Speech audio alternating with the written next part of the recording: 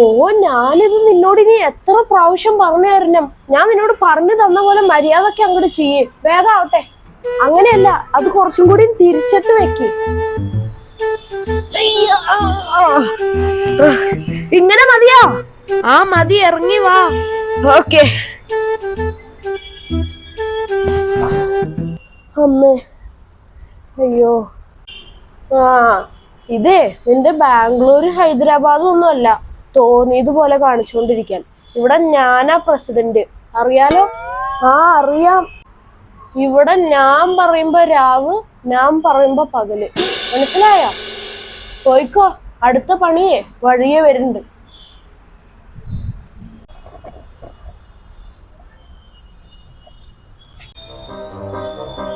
ഇവളത് എവിടെ പോയി കിടക്ക? ഇന്നങ്ങോട്ട് കണ്ടില്ലല്ലോ. താലികെട്ടാം പെണ്ണെ ഞാൻ നിൻ കഴുത്തിൻ താഴത്തായി കാത്തു നിൽക്കാം പെണ്ണെ ഞാൻ. നീ ഒന്ന് സമ്മതം മൂളാന, നീ ഒന്ന് തിരിഞ്ഞു നോക്കിയ. അയ്യോ അമ്മേ. തന്നോട് ഞാൻ പല വട്ടം പറഞ്ഞിട്ടുണ്ട് എന്നെ വായ നോക്കരുതെന്ന്. തനിക്ക് പറഞ്ഞാ മനസ്സിലാവില്ലേടോ?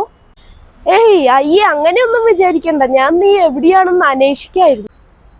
എന്നെ അന്വേഷിച്ചിട്ട് തനിക്ക് എന്ത് കിട്ടും? അല്ല, അത് വിട്. നിന്റെ മോനെവിടെ?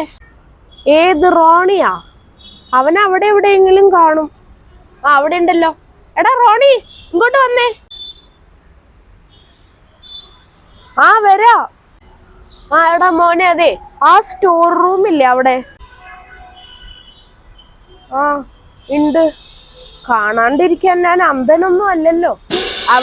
അതല്ല, ആ സ്റ്റോർ റൂമിൽ പോയേ പായസം വിളമ്പണ പാത്രം ഉണ്ട്, അതൊന്ന് എടുത്തോണ്ട് പോ. ഇയാൾ എന്നെ വിളിച്ചപ്പോഴേ തോന്നി വല്ല പണി തരാനായിരിക്കും. പക്ഷേ പോവണ്ടായിരുന്നു.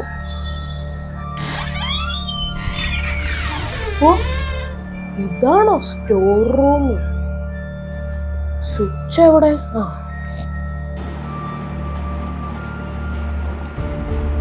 എന്തത് സ്വിച്ചും വർക്ക് ചെയ്യണല്ലോ. ഇവിടെ വെട്ടവും വെളിച്ചവും ഒന്നും ഇല്ലേ?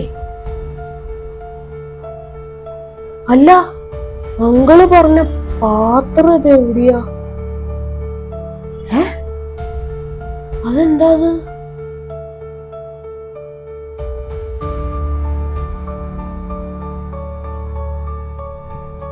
ഇതെന്താ?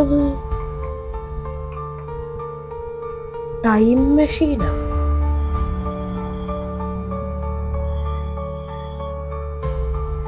അങ്ങനെയാണെങ്കിൽ എനിക്കിത് വെച്ച് 2050 ഓണത്തിലോട്ട് പോവാൻ പറ്റില്ലേ? അക്കാലത്ത് ഓണമൊക്കെ ഒന്ന് കാണണം. അപ്പൊ എന്തായാലും ഫ്യൂച്ചറിലത്തെ ഓണത്തിലോട്ട് പോവാം.